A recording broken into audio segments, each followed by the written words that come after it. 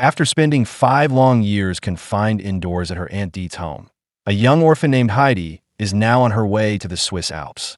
Diet has accepted a new job in Frankfurt and can't bring Heidi with her, so she decides to leave the girl in the care of her grandfather.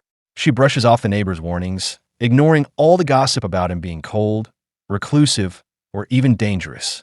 As they climb higher up the mountain, Heidi, feeling a sudden sense of freedom, kicks off her boots and slips out of her dress, running happily through the grass in just her underdress. It's not about looking proper. She just wants to move freely. When they finally reach the wooden cabin, Grandpa Alpohai sees them and immediately grows tense. He lashes out, saying he wants nothing to do with the child and tells Diet to take her back down. But Diet has already made up her mind. She pretends to leave with Heidi, then doubles back, sneaks behind the house, and tells Heidi to stay put before quickly hurrying away. Alpohai sees through the ruse and shouts after her, but when Heidi quietly admits that her aunt doesn't want her either, he has no answer. Not knowing what else to do, he locks himself inside, leaving the child to fend for herself. So that night, Heidi curls up in the barn beside the goats and falls asleep. The next morning, Alpohai comes out with a cup of goat milk and hands it to her without a word. Then he takes Heidi with him to church. The local priest looks her over and declares that she's healthy and strong, and insists it's Alpohai's responsibility to care for his granddaughter. But when he refuses, the priest tells him he'll be traveling to Mayenfeld in a few days. And if Alpohai still refuses to look after her, he'll take Heidi along and find her work on a farm. Later that day, when they return to the cabin, Heidi quietly asks if she should sleep in the barn again. Alpohai simply tells her she can sleep wherever she wants. Inside, there's only one bed and one chair. So Heidi explores and finds a stairway that leads to an attic filled with hay. She climbs up and decides this will be her bedroom. Later, she tells her grandfather that she would rather stay here than leave with the priest, but he doesn't respond. The next morning, Peter, the local goat herd, comes to fetch Alpohai's goats. Grandpa asks if Peter can take Heidi along for the day, maybe even teach her a thing or two about the mountains. He packs a simple lunch of cheese and sausage for Heidi and sends her off. Out in the meadows, she has the time of her life, running with the goats, breathing fresh air, enjoying every second far more than the stuffy days she used to spend locked inside her aunt's house. While she's not looking, Peter sneaks a bite of her food. When she notices, he blames it on the goats, though Heidi doesn't quite buy it. Then 2 of the goats begin to fight, and Peter reacts by hitting them with a stick. Heidi immediately makes him stop and scolds him, then offers a trade. If he promises never to hit the goats again, she'll share her lunch with him every day. Peter agrees happily, but asks her not to tell Alpohai. Rumors in the village claim the old man once killed someone. Later that evening, when Heidi returns to the cabin, she avoids her grandfather's eyes and mumbles that she'll sleep in the barn again. Alpohai immediately senses something's changed. He can tell she's heard the rumors. Alpohai asks Heidi what she trusts more, town gossip or her own eyes and ears. Heidi says she trusts what she sees for herself, then hugs him goodnight and heads up to her hayloft attic. The next morning, while Heidi runs the meadows with Peter, Alpohai does some carpentry. By the time she comes home, she's surprised to find a second chair at the table. He tells her the best news yet. She can stay with him for good. Weeks roll by. Heidi and Peter spend every day with the goats, and Heidi even chops her hair short, so it's easier to run. One afternoon, Peter breaks the news that he'll be off to school for a few months. They won't meet again until spring, though she's welcome to visit his house. Heidi decides she'd like school too, and whenever she and Alpohai go into town, the neighbors keep reminding him a child needs lessons and friends. Alpohai refuses. Once winter hits, the path down the mountain will be impossible. When the snow finally comes, boredom sets in. Alpohai carves a tiny wooden bird for Heidi, but it doesn't lift her spirits. So he builds a sleigh instead. That works. They spend hours flying downhill before Alpohai drops her at Peter's cottage for a play date. There, Heidi meets Peter's mother and his blind grandmother. Peter's father has passed away. The grandmother can't chew much. She's missing most of her teeth, so stale bread is hard for her. Peter struggles at school and argues reading is useless for a goat herd, but his mother won't let him quit. When Alpohai picks Heidi up, she tells him she's realized how lucky she is to have him. More years pass in a peaceful alpine routine. Then, one day, Aunt Diet reappears. She claims she's arranged a fine position for Heidi with her wealthy employers in Frankfurt, where Heidi could attend school and make friends. Alpohai flatly refuses and asks why Deet suddenly cares. Embarrassed, Deet insists she had no choice when she left Heidi before. They argue, but Alpohai won't budge. Pretending to leave, Deet instead climbs higher into the pastures, finds Heidi among the goats, and makes her pitch again. When Heidi says she wants to stay, Deet whispers that Alpohai secretly hopes she'll go because he only wants what's best for her. Upset but convinced by what Deet told her, Heidi lets herself be taken away. Peter sees everything. When he brings the goats back to Alpohai, Grandpa instantly notices Heidi is missing and quickly figures out what's happened. He runs straight to town, but he's too late. Deet and Heidi are already gone. The neighbors mock him for losing the girl. In Frankfurt, Heidi arrives at the CC Man household and meets the butler, Sebastian, the maid, Tinette, and the strict governess, Rottenmeier. Rottenmeier is not pleased. Heidi looks like a wild mountain child, but Deet reminds her that they specifically asked for an unspoiled girl around Clara's age. Deet collects her payment and leaves. Heidi is introduced to Clara, a kind girl who can't walk and uses a wheelchair. The girls get along immediately. When Heidi accidentally pushes Clara's wheelchair into the table, Clara lies to protect her and says it was her own fault. There's a lot Heidi has to learn to be accepted as Clara's companion. The staff washes her, gives her new clothes and shoes, teaches her proper table manners, and forbids her from running or making noise. She must also attend classes with Clara, and when she admits she can't read, everyone is shocked. Rottenmeier wants to send her back immediately, but without Clara's father home yet, she has no authority. So the tutor begins teaching Heidi to read while still continuing Clara's lessons. Heidi adjusts to life in the house, but not completely. She still longs for the outdoors and dreams about the mountains every night. Whenever she can, she sneaks bread rolls into her pockets. Her friendship with Clara deepens, and eventually, Clara opens up. After her mother died, she fell sick and lost her ability to walk.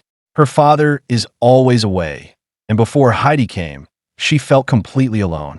One afternoon, Heidi refuses her scheduled nap and asks Sebastian to open a window. Sadly, she still can't see the mountains, so Sebastian explains that the only place high enough to see them would be the city's tallest tower. Later, Heidi sneaks Clara out of the house for a walk, since Clara is rarely allowed to leave. When they find the city tower, Clara stays by the entrance while Heidi climbs to the top, but even from there, the mountains are nowhere in sight. Clara gets anxious being alone, but cheers up after spotting a person selling kittens, and she decides to buy all of them. Back at the house, Rottenmeier panics when she realizes the girls are missing and sends all the servants out to search for them. It's Sebastian who finds them, and luckily, Clara covers the kittens with a blanket they came in before he can notice. When they return, Rottenmeier tries to scold them, but suddenly starts sneezing uncontrollably from her allergies. The kittens jump off Clara's lap, startling Rottenmeier so much that she jumps onto the furniture, which makes everyone laugh. Later at dinner, Heidi is punished by not being allowed to eat. She must stand in the corner facing the wall for the entire meal. Rottenmeier warns her that next time, she'll be sent to the cellar with the rats. Heidi won't accept this. After dinner, she collects all the bread rolls she had saved to give Peter's grandmother and tries to leave. Rottenmeier stops her, saying she should be grateful for fancy clothes and education. But what really upsets Heidi is seeing Clara cry and run to her room, disappointed.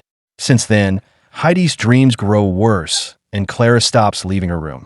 Tinette tells Heidi that Clara is sick and blames her for it. Feeling even more guilty, Heidi visits Clara once her doctor says she's better, and tells her she doesn't want to leave because she hates her. Clara understands, but still doesn't want Heidi to go, because she's the only friend she has. With Heidi back, Clara starts leaving her room again and returns to class, but reading is still very difficult for Heidi. A few days later, Clara's father, Mr. CC Man, returns home and brings grandmother CC Man with him, much to Rottenmeier's dismay. Clara is thrilled to see her family again, and both Seesmans are glad to finally meet Heidi. Mr. CC Man is especially pleased to see how much Clara has improved thanks to his idea of finding her a companion. Rottenmeier tries to change his mind, saying Heidi is still wild and refuses to learn to read. Grandmother CC Man decides to see for herself instead of relying on Rottenmeier's opinion. That evening, she reads a story to Heidi before bed, but stops halfway through so Heidi can finish it. Heidi admits she can't read. Peter once told her it was pointless. Grandmother Cece Man reminds her that she shouldn't believe everything she hears. Since Heidi loves stories and is desperate to know how this one ends, she agrees to practice harder and more often. The next day, Grandmother Cece Man tells her son that Heidi is wonderful and can learn to read with the right support, but she also sees that the girl isn't happy because this house goes against her nature. Mr. Cece Man refuses to let Heidi go because she makes Clara happy, but Grandmother Cece Man says he only wants her to stay to ease his guilt for always leaving Clara alone. Things get more complicated when strange noises start echoing in the house at night, and Sebastian sometimes finds the front door open. All the servants and even Rottenmeier think the house might be haunted, but Mr. Cece Man doesn't believe in ghosts. Each day, Heidi keeps practicing her reading with the book Grandmother Cece Man left her, and eventually, she finishes the entire story for everyone. The teacher takes credit for her progress, and Mr. Cece Man decides this proves Heidi is good enough to stay permanently. Clara is thrilled, but Heidi is still upset and cries quietly every night. One evening, after Grandmother Cece Man has gone back home, Mr. Cece Man plays chess with the doctor when they hear the strange noises the servants had mentioned. The men grab their guns, thinking it's burglars, but it turns out to be Heidi sleepwalking. Every night, she comes downstairs, opens the door, and stares outside before going back to her room and lying at the end of her bed like she did with the goats. When the doctor examines her and finds she's cold, Mr. Cece Man looks for a blanket and finds a new stash of bread rolls she's been hiding. Then Heidi wakes up, and when the doctor asks if she's in pain, she says her chest hurts. Later, the doctor speaks with Mr. Cece Man privately and explains that Heidi is suffering from homesickness and her nerves are fragile. She needs to be sent home. At first, Mr. Cece Man refuses, but then he spends the night thinking about what happened to his wife. The next morning, when Clara asks about the ghost, her father explains it was Heidi sleepwalking and that she's been hurting, so they'll be sending her home. Clara becomes furious and throws a tantrum, screaming at Heidi before locking herself in her room. Heidi is happy to know she'll return to Alpo High, but she's still concerned about Clara and tries to speak to her. However, Clara refuses to open the door. When it's time for Heidi to leave, the servants prepare a basket filled with bread rolls and other food for her to take back to the mountains. Heidi gives Mr. Cece Man her little wooden bird and asks him to pass it on to Clara. She also makes him promise that one day, Clara will come visit her. After she's gone, Rottenmeier comments that now they'll finally have some peace again, but karma proves her wrong almost immediately. A kitten is still wandering around the house. As Rottenmeier freaks out, Tanette scoops up the kitten and decides to name it Heidi. As soon as Heidi arrives back in town, she slips off her boots and rushes to reunite with Peter. She stops by his house to say hello and leave the food, then heads straight up the mountain. Ditching her fancy dress along the way, she finally reunites with her grandfather. Heidi easily falls back in her old routine, spending her days running through the meadows and herding goats with Peter. But there are some new changes too. She's finally allowed to go to school, and during the winter, she and Alpol move into a house in town along with the goats. Her new teacher is much stricter than Clara's, and sometimes students get punished for misbehaving. The class laughs when Heidi says she wants to be a writer someday, but she does well in her studies, unlike Peter, who still struggles to read even with Heidi's help. Whenever something interesting happens, she writes about it in letters to Clara, telling her she misses her and hopes she'll come visit. When Clara gets the letter, she feels bad for never saying goodbye, so Grandmother Cece Man gathers a group of servants and brings Clara to the mountains. The girls reunite happily, and while they catch up, Grandmother Cece Man shares a drink with Alpol and asks if Clara can stay for a few days. She offers money for the trouble, but Alpol kindly refuses, saying Clara is a guest. Now it's Heidi's turn to show Clara what mountain life is like. Clara ditches her formal clothes and eats without utensils. She pets the goats, sleeps on hay, and even gets to see a shooting star. The girls spend all their time together, which makes Peter feel jealous. He refuses to join their fun and decides to go herding alone, since Clara can't climb the mountain in her wheelchair and Heidi doesn't want to leave her. One morning, Peter comes by early and sees Clara's wheelchair sitting outside. Driven by jealousy, he pushes it off a cliff, then runs off with the goats. When the family realizes the chair is missing, Alpol quickly figures out what happened. He carries Clara on his back, and along with Heidi, they follow the goat herding trail. Clara finally gets to experience more of the mountain, and Peter is scolded and made to stay with the girls all day. Clara is amazed by the view, the wildflowers, and a little butterfly that lands gently on her foot. When it flies away, she's so eager to catch it that she suddenly stands up, shocking everyone. Walking is still tough, but over the next few days, she practices with help from Heidi and even Peter, who changes his attitude after witnessing the moment. Later, Grandmother CC Man returns with Mr. CC Man to bring Clara home. At first, he's furious, complaining about his sick daughter being dragged into the mountains. But that all disappears when Clara walks up to greet him. There are hugs and tears, and before they go, Grandmother CC Man gives Heidi a notebook and a pen, encouraging her to write stories and ignore her classmates' mean comments. She reminds Heidi that everyone should follow what makes them happy. After a long hug goodbye, Clara leaves, and Heidi returns to her mountain routine with Peter. But now, she brings her notebook along so she can write a little more each day.